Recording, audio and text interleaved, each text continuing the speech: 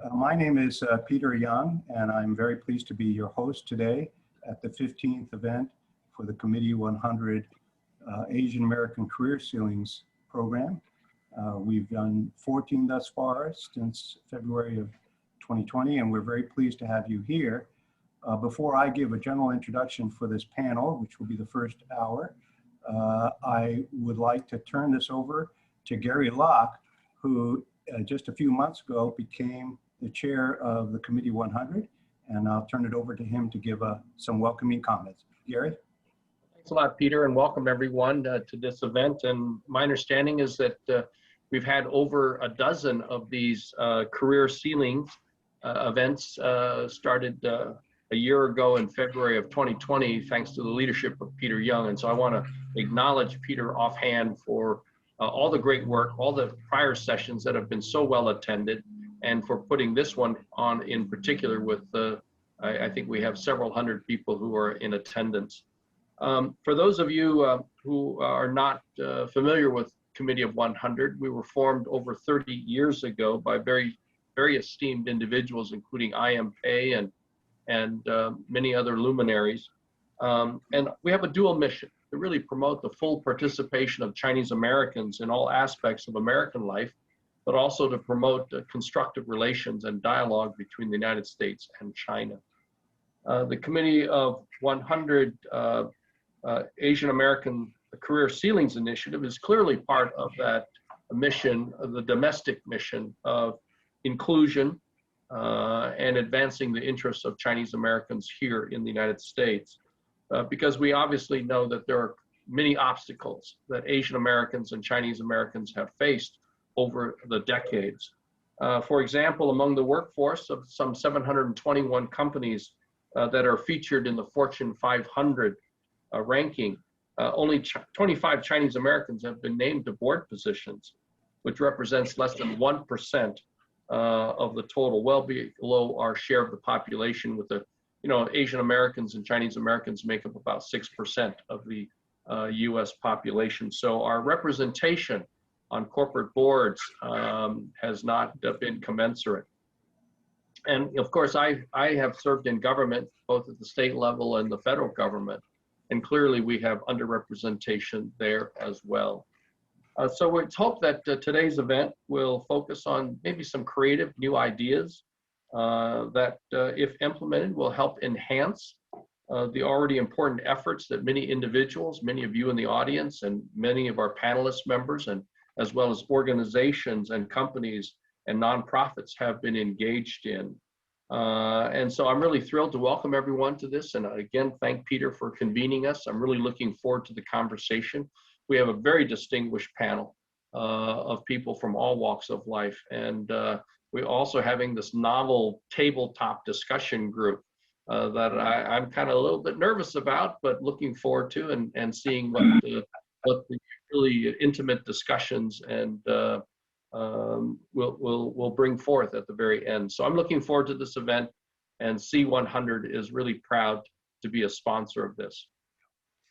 So I'm not going to take too much time just to introduce the panelists, but I do want to talk about the logistics, and that is this panel will be about an hour. We're going to spend in the first part, I'm going to ask each of the panelists to take 4 or 5 minutes to talk, to really express their view of what can be done better, or what are new things that could be done that are not being done.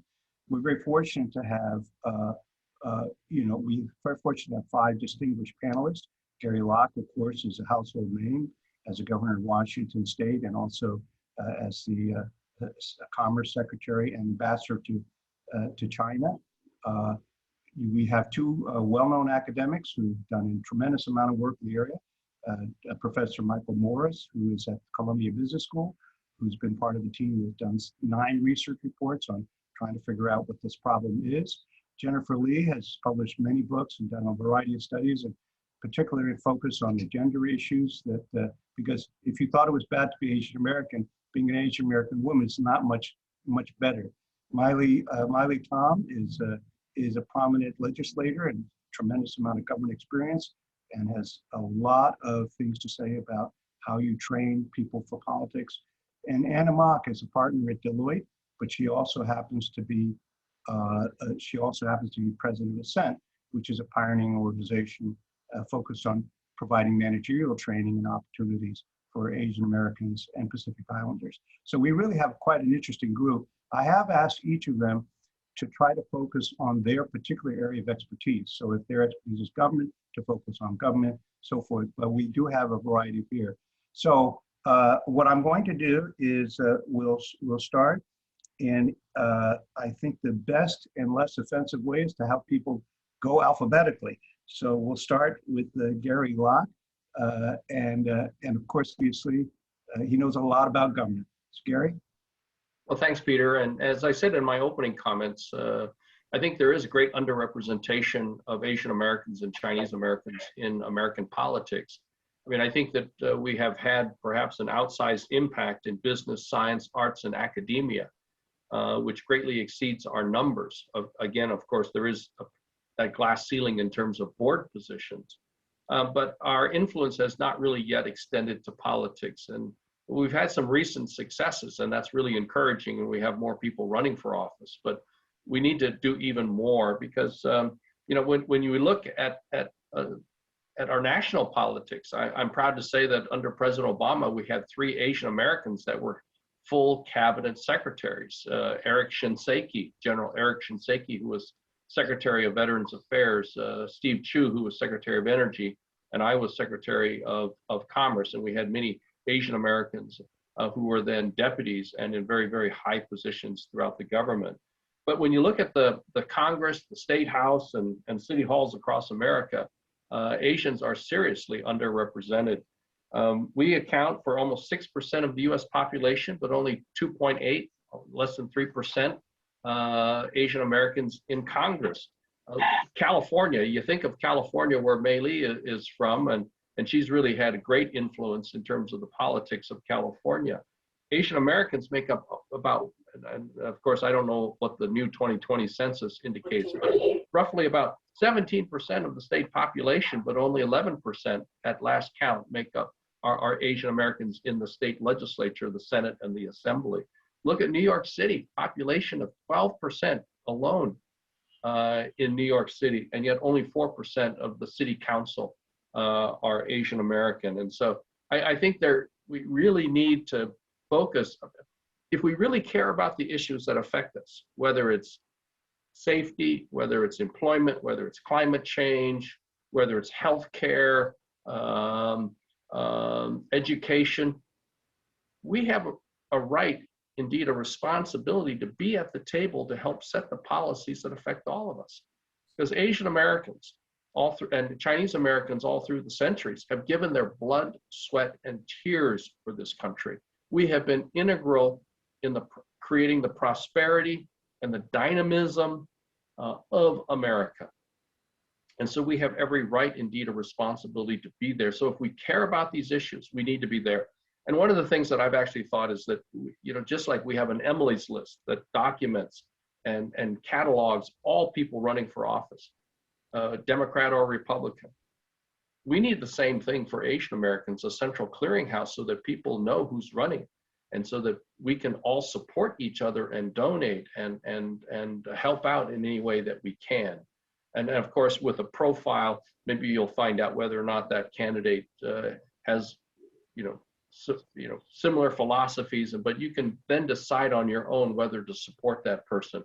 But at least we'll have a clearinghouse of Asian American candidates that we can all potentially join and support. Well, that's a great idea, because a big part of this problem is not sufficient information about who's running and who's. So that's a great idea, and we don't have one. We don't have a central depository. So, Gary, you've led off with a good, not only what could we do better, but something new that we're not doing. Our next panelist up by alphabetical order is Jennifer Lee. Many of you read her books. She's written about a variety of issues around this problem. But hey, Jennifer, alphabetical order. Jennifer should have gone first. Oh, all right. Well, I know, but I favor. What can I say, Gary? I favor you. So. Oh gosh, Jennifer, you should leave the call now. Okay, this is actually the perfect lead. And Gary, first of all, Peter, thank you for bringing us all together, and thanks to the other panelists for being here. I'm looking forward to hearing what you have to say. And also thank you for the attendees for spending Saturday with us and hopefully helping us dialogue, especially if you're going to be in the group meetings with this issue further. We look forward to learning more from you. I wanted to pick off actually on a point that Gary made, which is that we're doing well in education. And it seems that way at the student level. So as many of you know, Harvard is facing a lawsuit that may reach the Supreme Court. But if you look at Harvard's incoming class, 27% are Asian American. As Gary Locke said, we're about 6% of the US population. But we make only 2% of the college presidents. And if we look at faculty representation and tenured faculty representation at elite universities like Harvard, we're not doing particularly well.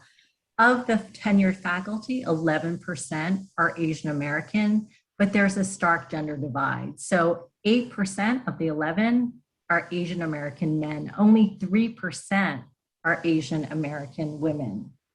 If you look at the top earners at Research One University, only 1% are Asian American women.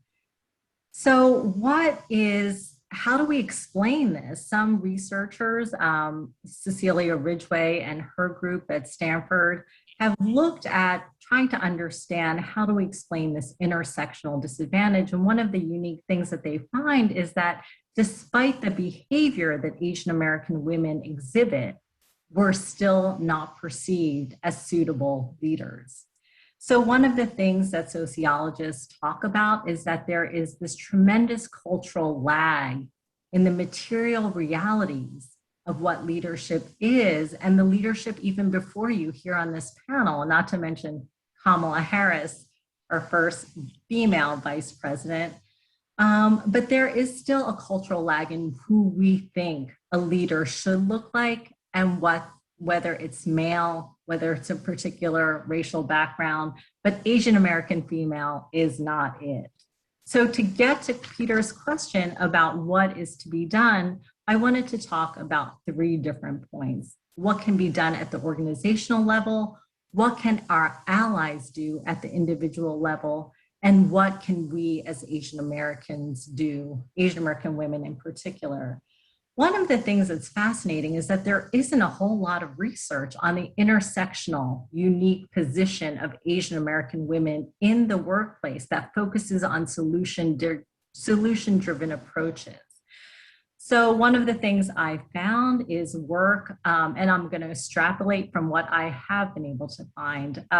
Research by Lauren Rivera, who is at Kellogg, shows that even thinking about performance evaluations and the rating scales of performance evaluations can mitigate the gender gap. So it will not surprise you that the same lecture given by a man and a woman is rated differently. So when you use a performance scale from 1 to 10, the same lecture for which a man receives a 10, a woman receives only an 8, at best a 9.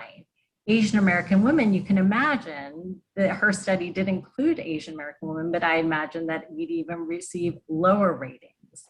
One of the things she found is that when universities reduced the scale to a 6-point scale instead of a 10-point scale, it actually eliminated the gender disparity. So something simple as about thinking about the performance scale can reduce gender bias in the workplace.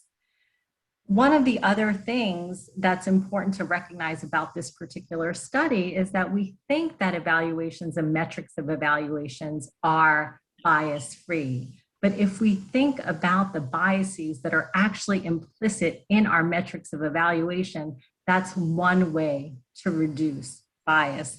The second is thinking about the scoring measures you're applying. And this is from Shelley Carell and her lab at Stanford. One of the things that we think about is if you're using past organizational leadership experience, you are already going to bias certain groups of people. but we can exhibit leadership in other domains outside of the workplace. So in professional societies, in community organizations, religious organizations, political organizations.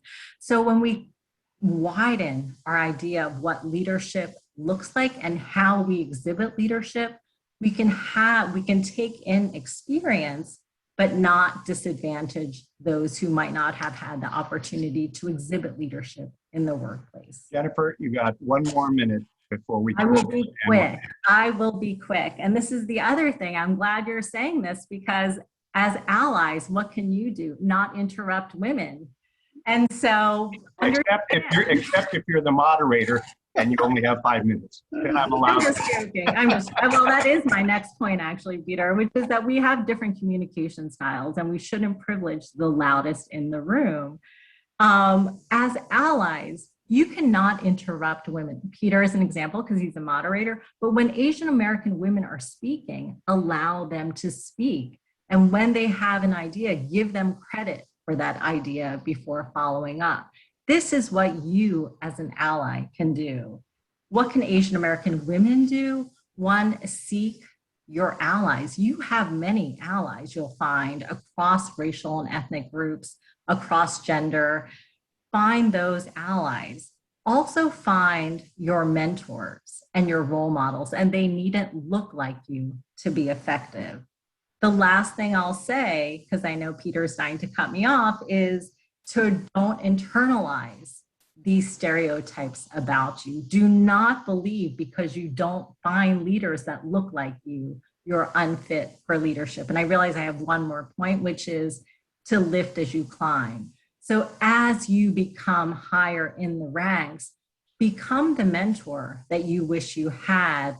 Or since I'm a yogi, one of the things we say is be the change that you wish to see in the world. And so adopt the behavior that you wish was given to you.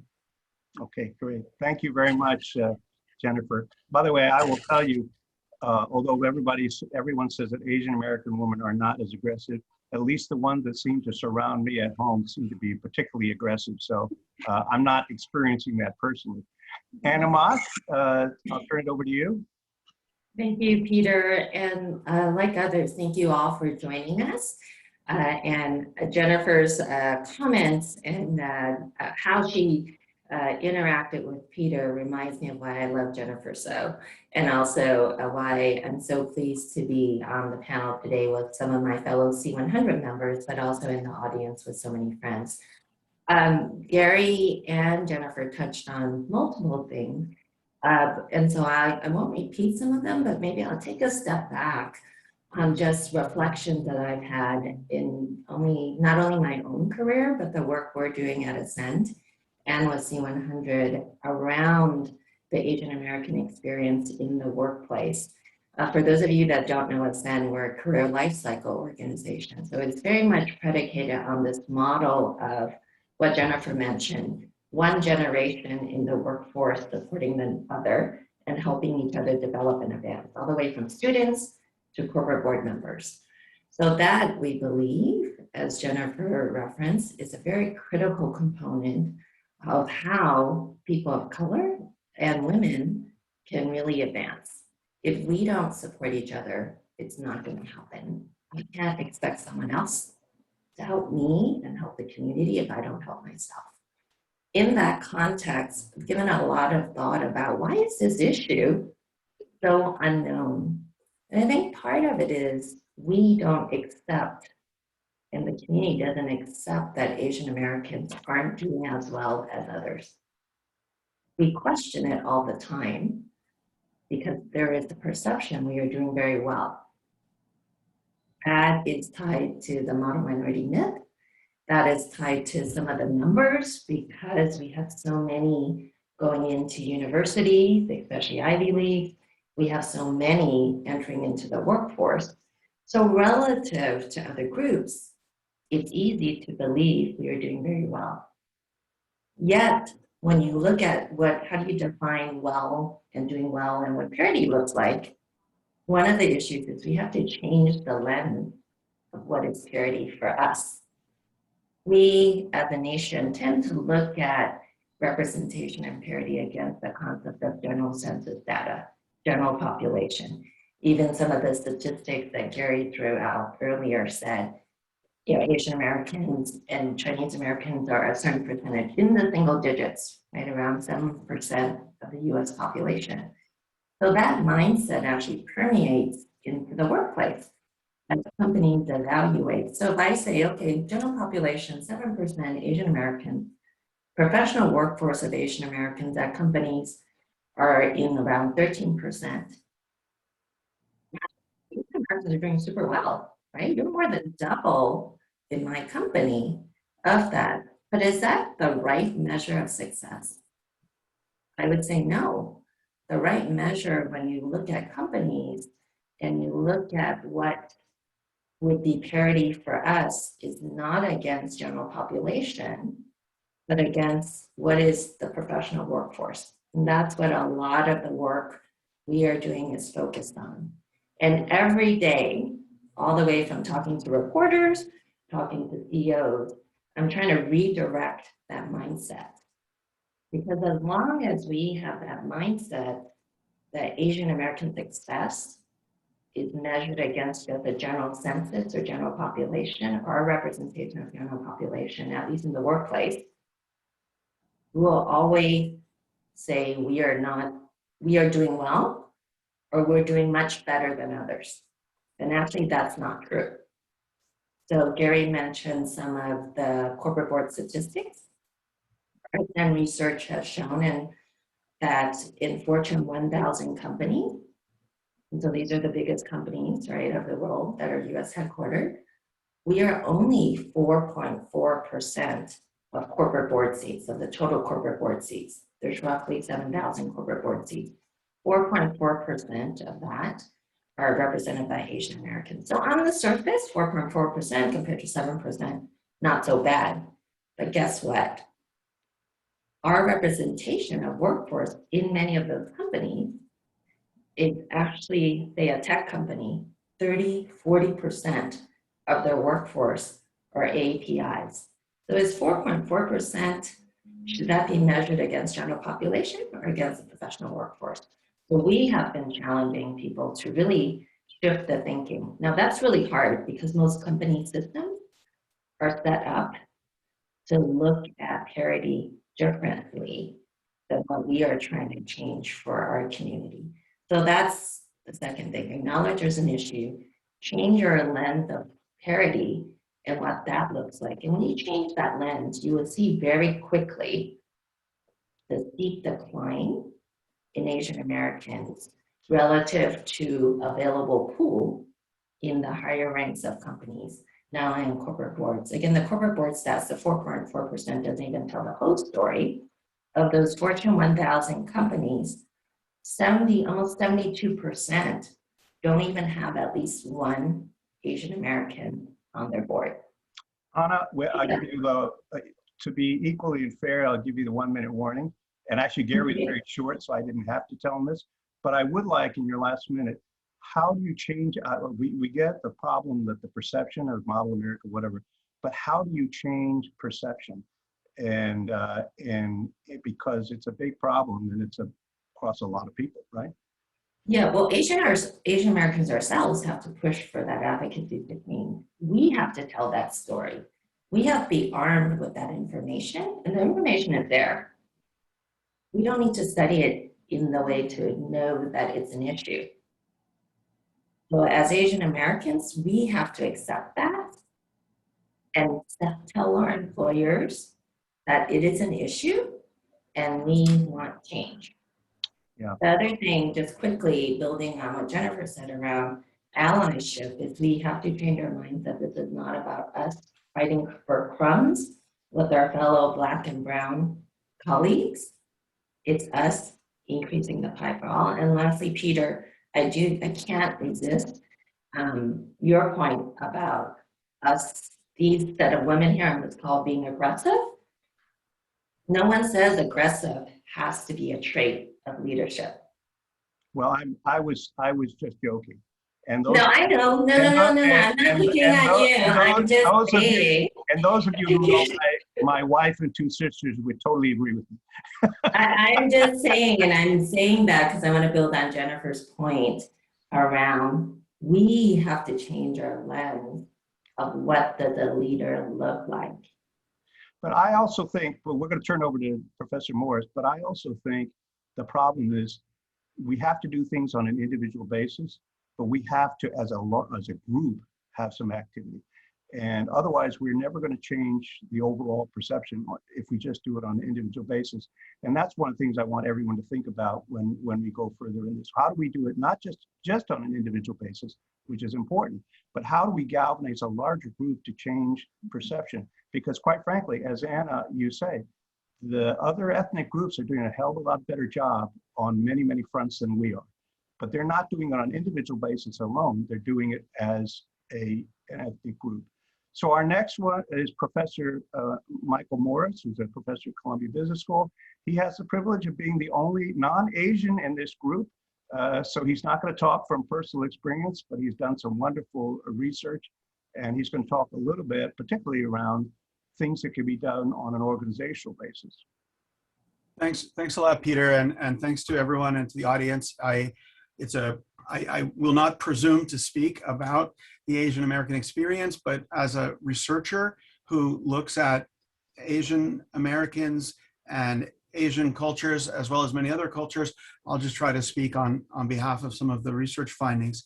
And there's two themes in the prior two talks that I think are worth picking up on. One is this idea of aggressiveness. Is aggressiveness, one of the characteristics that is a difference between Asians and non-Asians, or leaders and non-leaders?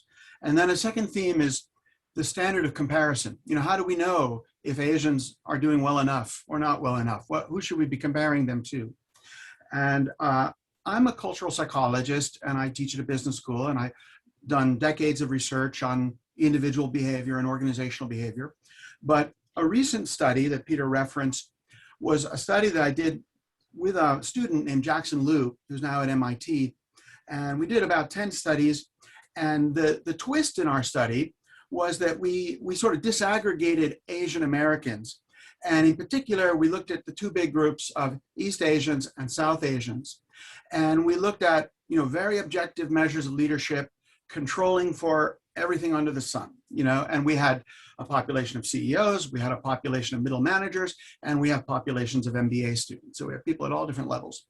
And we consistently find that East Asians are underperforming whites with regard to leadership, whether it's measured by their own rating, by objective ratings, or by the way their peers see themselves.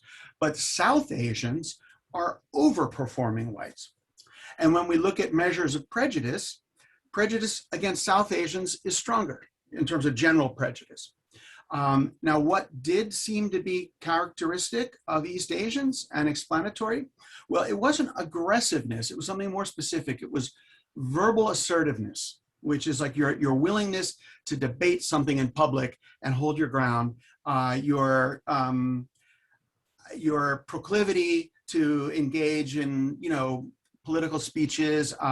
It's sort of a skill set or a habit set that is related to aggressiveness, but it's obviously much, much more specific, and it can be developed in much more specific ways. Now, so it's relevant also because, South Asians are an interesting comparison point. If you look at Wall Street or if you look at Silicon Valley, there's a lot of South Asian CEOs out there. And it's both something to learn from and something to point to as, okay, there is a gap that we should be realistically trying to fulfill. Now, the reason that I, as a non-Asian, agreed to be on this panel, as opposed to having my Chinese former student on the panel, is that I feel like we, the non-Asians, we the allies, need to be doing a lot of the work. So what can we do differently is we can not put all the onus on the Asian Americans. It's really valuable work to do skill development. I often point to the example of Andrew Yang, who was a big high school debate guy. He was like a national level high school debater, and you can kind of see that skill set in his political performance as a campaigner.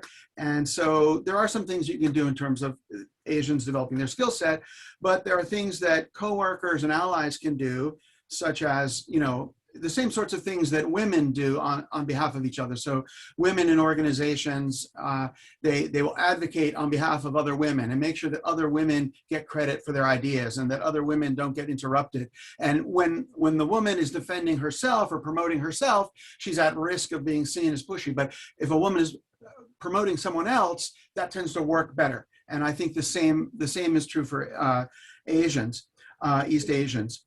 And two other things. I think that organizations need to stop lumping together all Asians. So a lot of corporations have employee resource groups or diversity programs that are targeted to Asians, writ large. But from what we see, what South Asians do well and what South Asians need to work on are completely different from what East Asians do well and what East Asians need to work on. And there's no reason why these groups, Asians are more than half the human population, right? So it shouldn't be just one group, So that's one thing. Don't lump them together and develop the kinds of skill sets that are relevant for the particular areas like verbal assertiveness that in the near term may be helpful to develop. But in the longer term, in today's diversifying workforce, it's by no means clear that highly assertive, strident, prototypical white male communication behavior is the best behavior for bringing out the strengths in other people. I know as one of them that I'm constantly getting told to stop doing things that come naturally to me because they're no longer acceptable, or the millennials don't like it, the Gen Z doesn't like it. So, and when I go abroad, it doesn't work. So it's by no means clear that these things that we stereotypically associate with leadership translate to efficacy. And I think we need to do research, very rigorous research, looking at organizational outcomes and these leadership styles to kind of prove it, because otherwise the inertia will just carry forward. And then the final thing is that East Asians' level of verbal assertiveness is not independent of the people around them. There are a lot of expectations. There are stereotypes of how East Asians behave. People expect East Asians to be nice. People expect East Asians to be listeners and to be cooperative. And the downside of that is that when East Asians are more assertive, there can be a tendency to say, whoa, you're getting really assertive there. So in some ways, it's kind of easier for everyone to change at once than for one person to try to change. We need sort of collective action to kind of change the expectations so that people don't get trapped by the stereotype, the expectations associated with the way they look. Well, Michael, you hit exactly 5 minutes, so you didn't have to get any warning. But I think your points are very, very valid, and ironic that I didn't have to be told to. But it's it's unusual because you're a professor, and we all know professors never give short speeches, right?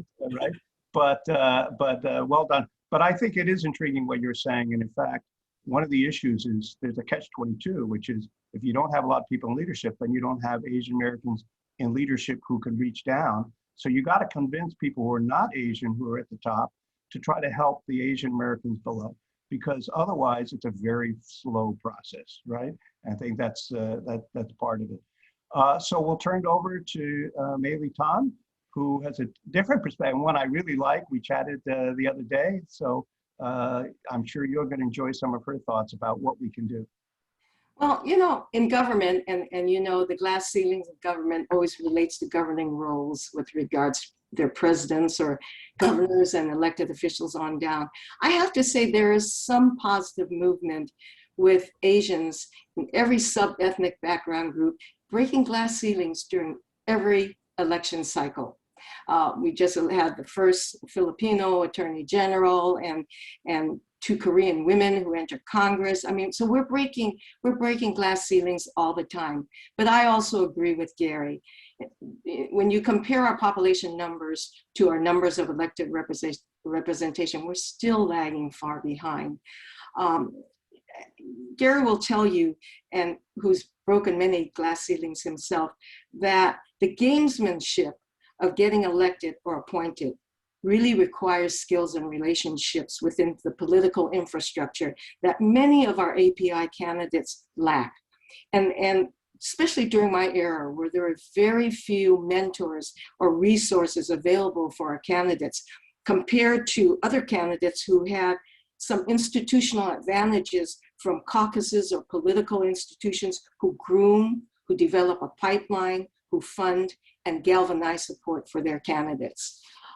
15 years ago, Judy Chu asked me to lead the newly established API Legislative Caucus Institute, the nonprofit arm of the API Legislative Caucus. And I developed a Capitol Academy that invited local API elected officials with the greatest potential to run for state office to participate in what I call a 3-day boot camp training at the state capitol site. And what I did is put together an academy where these participants would get hands-on experience being tutored by seasoned legislators, policy staff, lobbyists, media and communication experts, and fundraisers, and hopefully taught them skills that were very uncomfortable and at odds with their Asian culture and their Asian attitudes, such as how to speak up, how to stand up, how to stand out and express yourself, how to promote yourself, how to handle debates, how to manage interest groups, how to ask for money from friends, family, and special interest groups, ethical do's and don'ts, and while at the same time learn about the budget and legislative process. Equally important, however, is we had events to introduce our candidates to political power brokers inside and outside the Capitol to provide our candidates key relationships and resources to help them win campaigns. This is what we call the inside game in helping candidates to win. And we wanted to prepare our candidates and provide them these skills. As a result, today's API Legislative Caucus, as you know, is the second largest in the state of California, numbering 16 with 3 state constitutional officers. For the past decade, the majority of the API Legislative Caucus were graduates of the Capitol Academy. Rob Bonta, our new Attorney General, is a graduate of Capitol Academy, and there were even times when the classes were comprised of 100% of our graduates for the API caucus. So I think that we tried to develop a process that we could bring our candidates to be competitive with the other candidates. And there's other training programs that are intact now. Apex is one of them. But my recommendation to how we can do better has to do with the fact that even though we have a variety of Asian organizations playing a role in trying to groom and train Asian candidates, we can do a better job breaking the glass ceiling for Asians. And I'm taking Gary's recommendation here to heart because I feel the same way he does. If we would just consolidate our resources under one umbrella organization, which would provide ongoing training, campaign strategies, access to influential power brokers, while at the same time providing financial resources to help Asian candidates win. Let me give you an example of a successful approach that another community has. There are 33 million Asian Americans in this country compared to 6 million in the Jewish community. Asians have the highest or higher cumulative wealth than the Jewish community. And yet the Jewish community contributions to elected officials and to Jewish candidates far surpasses that of the Asian community. They are much more engaged with the political process in also supporting non-Asian congressional or elected officials. And now compare the tremendous political influence the Jewish community has demonstrated compared to Asian Americans. This only speaks to the potential that Asian Americans have to elect more API candidates, as well as wield more power and garner more executive appointments if they would consolidate their efforts, contribute.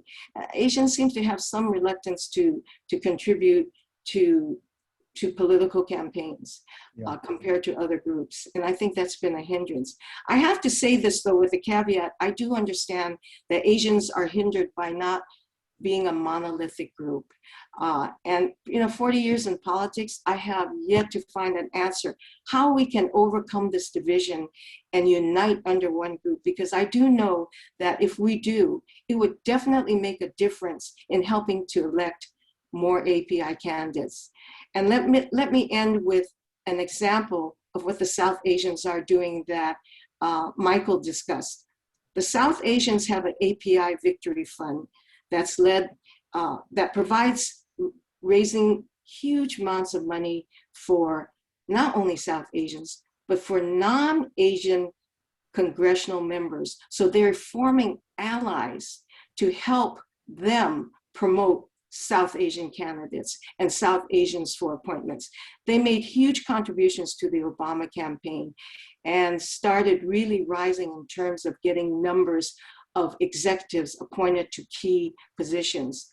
They performed the same role with the Biden campaign, provided volunteers, provided fundraising support, and as a result, there are more South Asians being appointed to key positions in the Biden administration than ever before, and they are surpassing East Asian appointments.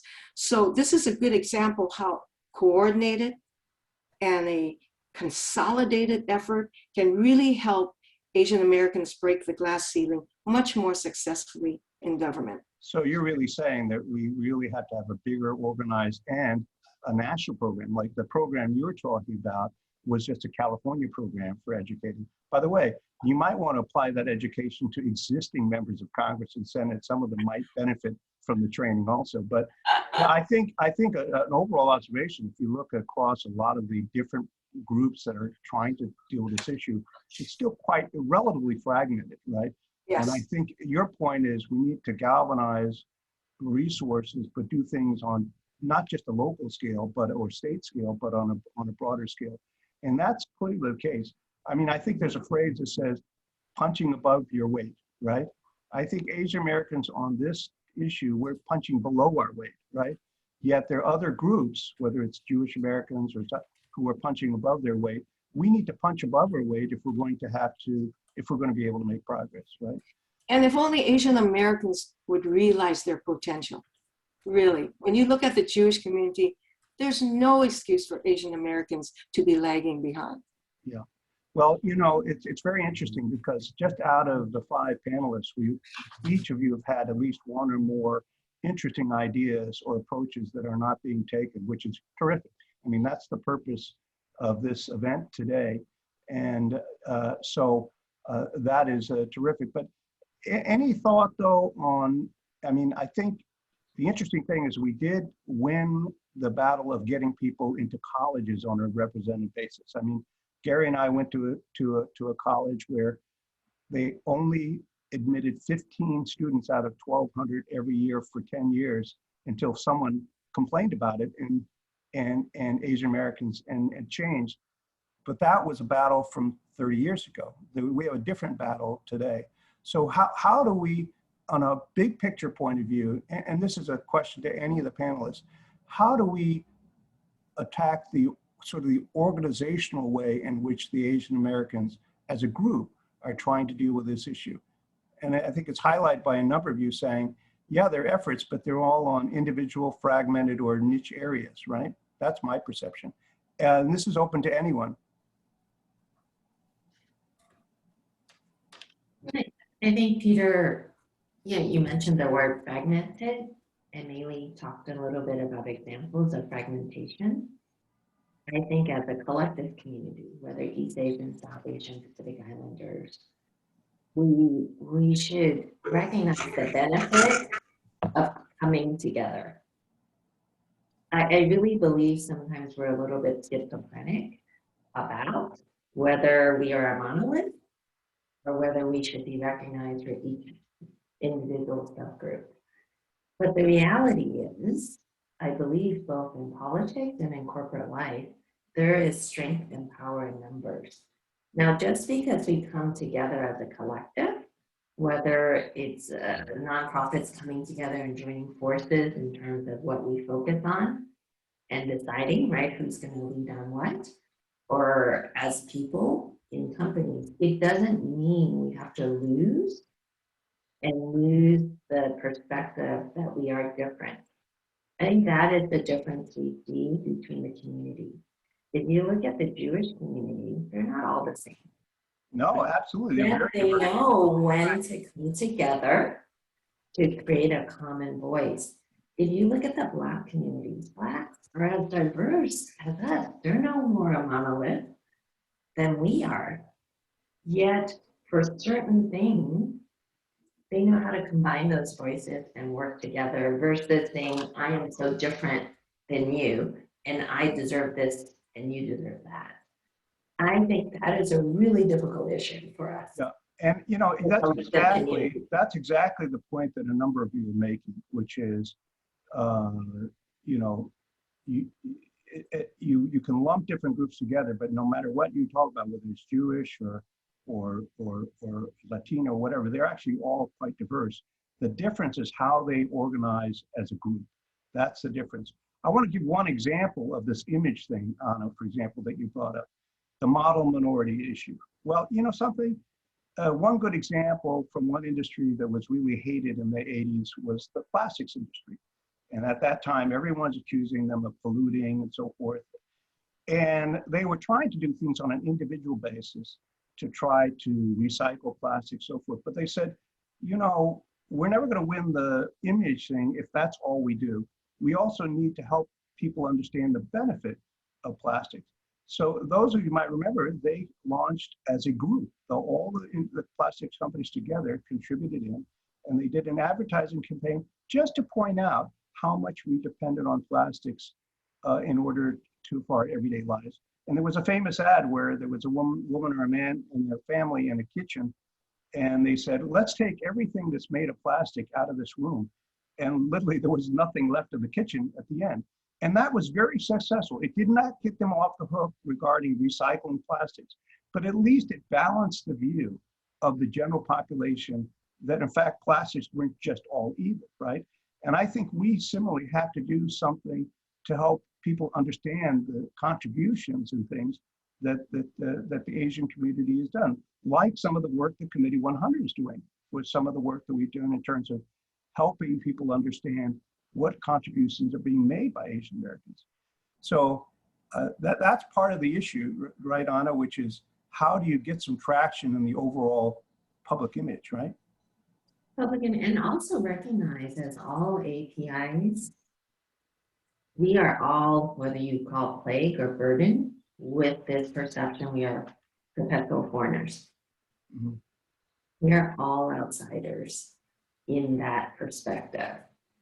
And the challenges of that, whether I'm a brown skin Asian, a yellow skin Asian, whether I'm from China, India, one of the islands, there are some common challenges to that, and work on some of those common challenges, but also recognize some of those differences, right? There's different things that are leading to different advancement between East Asians and South Asians. There's different barriers between each of us. And also there's this gender component, right, that we talked about. So I don't think it's a or, it's an and. We tend to treat these things as ors. Yeah, and I don't think clearly from the whole reason for these events is not or, it's and. Gary, in fact, I was thinking of you. There's at least one question I had for you, but you raised your hand, so please give us your thoughts. Well, I'd like to kind of focus or elaborate a little bit on what Anna and even Maeley and Jennifer were talking about, that whole notion of creating allies, and even Professor Morris talked a bit about that. Obviously, we have our own internal groups and many, you know, whether we're monolithic or disparate groups. But I think that we can be more effective if we also engage and support the efforts of other ethnic groups. Right. Because when you think about it, so many groups have come to our defense and have advocated for us. We can have even more support among many other groups, if we're also helping others and not just focusing on issues pertaining to Asian Americans. And whether it's speaking out on affirmative action or speaking out on racial injustice, incarceration, the hardships and discrimination, the injustices encountered by Black and brown and red people, because we have to be there for them if we hope that they will be there for us. We cannot expect Asian American groups to do it all on their own. Until we have that clout, until we have that respect from the voices and the positions of power, we need help, but we're not going to get help if we only focus on ourselves and we're kind of selfish and we're not really looking and helping others. And so Asian American organizations, whether nonprofit, whether business, whether governmental organizations, et cetera, or advocacy groups, have to be out there supporting others. And I think that will increase our own effectiveness and in the long run, increase our stature, our visibility, and our influence. Yeah. In fact, Gary, a good example of that is so many other ethnic groups stepped up when this hate Asian American thing started to happen. Look across the board, the Jewish, the Blacks, and so forth, all stepped up and spoke out. And that's exactly what needs to happen. Us also have to step out and help them when it's Black Lives Matter and so forth. By the way, I did have one question for you, Gary, and that is, one thing we haven't touched on is what more should be done on the legislative side, which of course is separate from running from office. Are there things that you think we should do? If not, you could say no. Well, I think very clearly we have a lot of issues that need to be addressed, whether it's the violence that's being perpetrated against Asian Americans all across the country, the scapegoating that's occurred, and part of it starts with the rhetoric from the top, the voices from top leaders, which is why it's so gratifying that you have voices from other communities saying, no, this violence against Asian Americans has to stop. It's unacceptable, because then it becomes an American issue. Right. When so many other groups are saying this is unacceptable, from politicians to other ethnic groups to business leaders saying this is unacceptable, it becomes an American issue as opposed to an Asian American issue. Yeah. And so I really think that Asian Americans, with the issues that we're facing, we need to address these on a legislative level. We need to speak out in Congress, whether it's the profiling of Chinese American scientists and researchers, to the violence, to representation, to healthcare, the disparities in terms of health outcomes, especially among many of our Asian seniors and so forth. So I think we have to be much more visible, making contact with people in office, and to make known our concerns. Yeah, that's right. We have just a few minutes. There are two people raise their hand, and I'll take them. Maeley, why don't you start, and then we'll turn over to Jennifer. I'll be real quick so Jennifer has some time. I just think too, we need to start really focusing on grooming young leaders when they're young enough to learn leadership skills, whether, having them compete in sports, expose them to public service, have them take communication classes. I think I've been working with more young high school students, but we need to start focusing and helping to groom and train these young folks to have a mentality of how to be a winner and how to lead at the age where they can absorb and be ready to perform. So I really think a focus on getting our students to become a lot more savvy about leadership skills. Very good. Go ahead, Jennifer. Jennifer, go ahead. Thank you. I actually wanted to say a couple of things. In other research that I've done with my colleagues at AAPI Data, one of the things we find consistently is that Asian Americans are the least likely to be contacted by public officials, by a particular political party.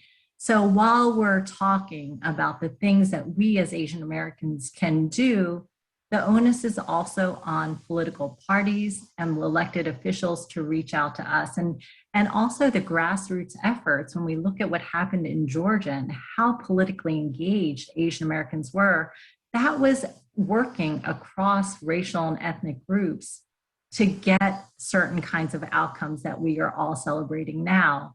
So tying to this point of allyship, which many of people had mentioned, I think, and also thinking about the anti-Asian violence and hate, one of the things I was going to say before I realized I was running out of time is that when the mass murder in Atlanta happened, one of the first things that happened for me is that I was bombarded with a number of requests to do speaking engagements, writing engagements, even as we were all trying to process that pain.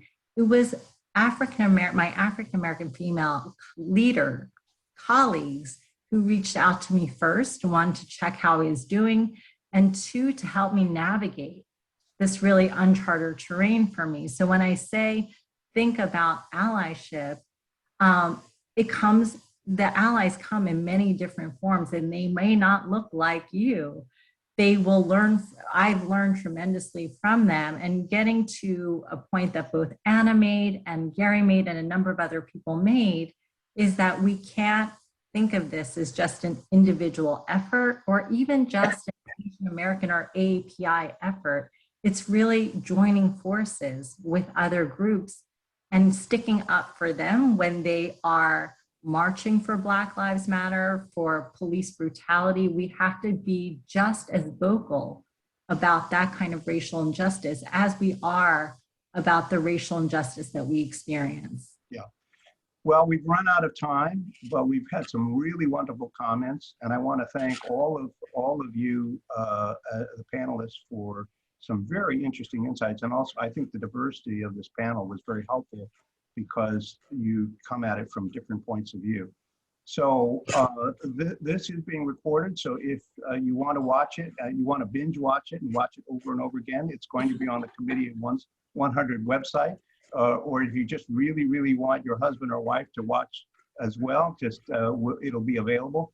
I want to just say in terms of the next sequence, which was the discussion tables, I want to apologize, but there just was a maximum number of tables we could have.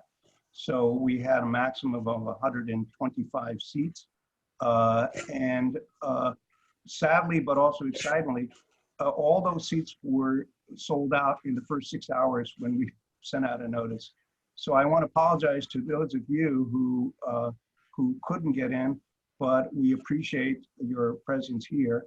Those of you who are part of the discussion table event that's starting in a few minutes, what you need to do is switch over to the totally separate link with a different technology platform that we emailed to you, and try to do this as rapidly as you can, because it takes a couple of minutes to put your name in and so forth. So I want to thank all of you. I will say that at the very end of the discussion tables, we're going to have each of the discussion leaders summarize the 2 or 3 best ideas that came up at their table. That will be recorded, and we'll let everyone know. So if you want to hear some of the ideas that come up in the discussion, you'll be able to do so. So thank you all. And again, the most important thing is, it's not just identifying the problem, it's figuring out what to do. And I think the key thing here is we have to find ways to either improve what we're doing now or to come up with new ideas. And I do hope out of this event at the end that, first of all, we have a number of really great new ideas, but also that many of you start to galvanize together and work together and find each other. And we'll try to create mechanisms for you to find each other so that you can work together. Because at the end of the day, the only way this is successful is we as groups can work on the problem. So thank you very much. And again, those people who are on the discussion tables, please log in to the AirMeet link immediately.